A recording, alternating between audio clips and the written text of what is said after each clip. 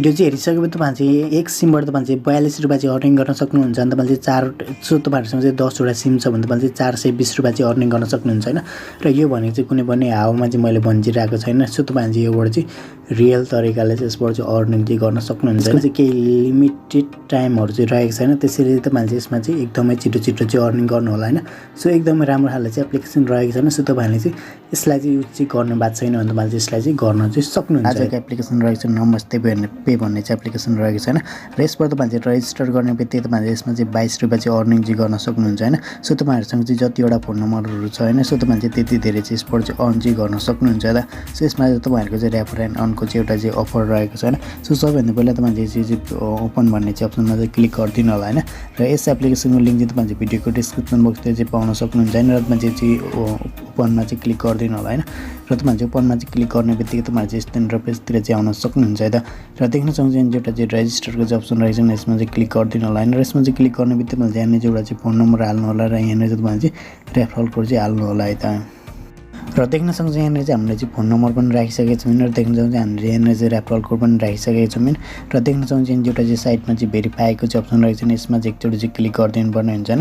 र यसमा चाहिँ क्लिक गर्ने बित्तिकै तपाईहरुले चाहिँ लगाउनु भएको फोन नम्बरमा एउटा चाहिँ भेरिफिकेसन कोड चाहिँ आउने छैन, त्यसलाई चाहिँ यहाँ चाहिँ हालेर तपाईहरुले चाहिँ भेरिफाईमा चाहिँ क्लिक चाहिँ गरिदिनु पर्ने हुन्छ। र देख्न सक्नुहुन्छ यहाँ चाहिँ हामीले चाहिँ भेरिफाई कोड पनि हालिदिइसकेको छौँ र तपाईहरुले चाहिँ भेरिफाईमा चाहिँ क्लिक गरिदिनु होला हैन। र तपाईहरुले भेरिफाईमा चाहिँ क्लिक गर्ने बित्तिकै तपाईहरुले चाहिँ दुई भेरिफाईमा चाहिँ क्लिक गरिसके देख्न सक्नुहुन्छ चाहिँ दुईवटामा तपाईहरुको चाहिँ बुलटिक चाहिँ लागेको छ नि। सो तपाईहरुले चाहिँ बुलटिकलाई चाहिँ लगाउनु पर्ने हुन्छ। तपाईहरुले चाहिँ यो बक्समा चाहिँ क्लिक गरिदिनु होला नि, तपाईहरुले चाहिँ नेक्स्टमा चाहिँ क्लिक गरिदिनु होला हैन। र यसमा चाहिँ क्लिक गर्ने बित्तिकै तपाईहरुले चाहिँ फुल नेम र लास्ट नेम हाल्दिनु होला हैन। र तपाईहरुले चाहिँ आफ्नो चाहिँ डेट अफ बर्थ चाहिँ हालेर तपाईहरुले चाहिँ जेन्डर चाहिँ मेल फिमेल के हुनुहुन्छ हैन। सो तपाईहरुले त्यो हालेर तपाईहरुले चाहिँ नेक्स्टमा चाहिँ क्लिक चाहिँ गरिदिनु होला है त। र यहाँ चाहिँ देख्न सक्नुहुन्छ तपाईहरुको चाहिँ एड्रेस डिटेल्स चाहिँ रहेको छ नि। सो तपाईहरुले यहाँ चाहिँ एड्रेस लाइन र तपाईहरुले चाहिँ एड्रेस लाइन 2 रहेको छ नि। सो तपाईहरुले चाहिँ आफ्नो चाहिँ कन्ट्री चाहिँ तपाईहरुले चाहिँ नेपाल राख्दिनु होला हैन। र तपाईहरुले चाहिँ प्रोभिन्समा चाहिँ तपाईहरुको चाहिँ के हो हैन, सो तपाईहरुले चाहिँ त्यसैलाई चाहिँ राख्दिनु होला हैन। सो तपाईहरुले चाहिँ त्यो राखेर चाहिँ तपाईहरुले चाहिँ यहाँ चाहिँ तपाईहरुले चाहिँ डिस्ट्रिक्ट चाहिँ राख्दिनु पर्ने हुन्छ नि। सो तपाईहरुको डिस्ट्रिक्ट चाहिँ के हो हैन त्यो राखेर तपाईहरुले यहाँ चाहिँ नगरपालिकाहरु के छ हैन, सो तपाईहरुले चाहिँ त्यही राख्नु होला हैन। सो तपाईहरुले चाहिँ त्यो राखेर चाहिँ तपाईहरुले चाहिँ उसमा चाहिँ क्लिक चाहिँ गरिदिनु होला। सो तपाईहरुले चाहिँ नेक्स्टमा चाहिँ क्लिक गरिदिनु होला त। सो तपाईहरुको यो चाहिँ अरु भनेको सबै अप्सनल चाहिँ रहेको छ। सो तपाईहरुले चाहिँ अब चाहिँ नेक्स्टमा चाहिँ क्लिक गरिदिनु होला हैन। सो तपाईहरुले यहाँ चाहिँ डकुमेन्ट टाइप भनेको छ नि। सो तपाईहरुले यहाँ चाहिँ के चाहिँ राख्न चाहनुहुन्छ नि त्यसैलाई चाहिँ सिलेक्ट गर्नु होला हैन। र अहिलेको लागि चाहिँ मैले सिटिजनशिप चाहिँ राखेको छैन र म यहाँ चाहिँ एउटा चाहिँ नम्बर चाहिँ हाल्दिनु छैन। सो तपाईहरुले यहाँ चाहिँ केवाइसीलाई चाहिँ भेरिफाइड गर्न चाहनुहुन्न भने तपाईहरुले चाहिँ एउटा चाहिँ नम्बर चाहिँ राख्दिनु होला हैन। सो तपाईहरुले चाहिँ एउटा चाहिँ हावै नम्बर राख्दिँदा पनि हुन्छ हैन। सो तपाईहरुले त्यो राखेर तपाईहरुले चाहिँ कन्टिन्यूमा चाहिँ क्लिक चाहिँ गरिदिनु होला त। सो तपाईहरुले चाहिँ कन्टिन्यूमा चाहिँ क्लिक गर्ने बित्तिकै तपाईहरुले देख्न सक्नुहुन्छ यहाँ चाहिँ हाम्रो चाहिँ रजिस्टर चाहिँ सक्सेसफुली भइसकेको छैन। सो तपाईहरुले चाहिँ ओकेमा चाहिँ क्लिक चाहिँ गरिदिनु होला, लगइन चाहिँ गरिदिनु होला हैन। सो तपाईहरुले चाहिँ लगइन गर्ने बित्तिकै तपाईहरुले चाहिँ स्क्रिन पेजतिर चाहिँ आउन सक्नुहुन्छ हैन।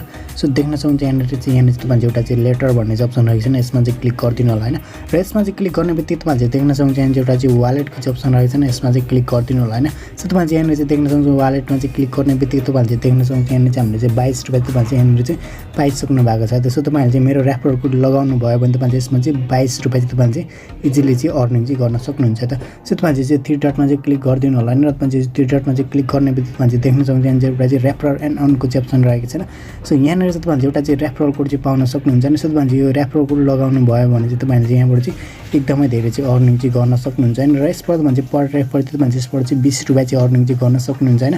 र तपाईहरुले चाहिँ रजिस्टर बोनस चाहिँ तपाईहरुले चाहिँ यसमा चाहिँ 22 रुपैयाँ चाहिँ पाउन सक्नुहुन्छ। यसमा तपाईहरुले चाहिँ कुनै पनि केवाइसीलाई चाहिँ गरिराख्नु चाहिँ पर्दैन हैन। त्यसैले तपाईहरुले चाहिँ यसबाट चाहिँ सिम्पल तपाईहरुले चाहिँ केवाइसीहरुलाई चाहिँ केही पनि नगरी चाहिँ तपाईहरुले चाहिँ यहाँबाट चाहिँ अर्निङ चाहिँ गर्न सक्नुहुन्छ। यसमा तपाईहरुले चाहिँ कमाएको पैसाहरुलाई चाहिँ निकाल्नको लागि तपाईहरुले चाहिँ देख्न सक्नुहुन्छ एउटा चाहिँ वालेटको चाहिँ अप्सन रहेको छ नि, यसमा चाहिँ क्लिक गरिदिनुस् हैन। र यहाँनिर चाहिँ तपाईहरुको चाहिँ ब्यालेन्स भनेको चाहिँ यहाँनिर तपाईहरुको चाहिँ यहाँनिर चाहिँ देखाउने छैन। सो तपाईहरुको चाहिँ कति ब्यालेन्स हैन त्यो चाहिँ यहाँनिर चाहिँ देखाउने छैन। सो तपाईहरुले चाहिँ यहाँबाट चाहिँ तपाईहरुले चाहिँ ब्यालेन्सहरुलाई चाहिँ निकाल्नको लागि तपाईहरुले देख्न सक्नुहुन्छ एउटा चाहिँ रिचार्जको चाहिँ अप्सन रहेको छैन। सो तपाईहरुले चाहिँ यहाँबाट चाहिँ विभिन्न तपाईहरुले चाहिँ बिल पेमेन्टहरु पनि गर्न सक्नुहुन्छ हैन।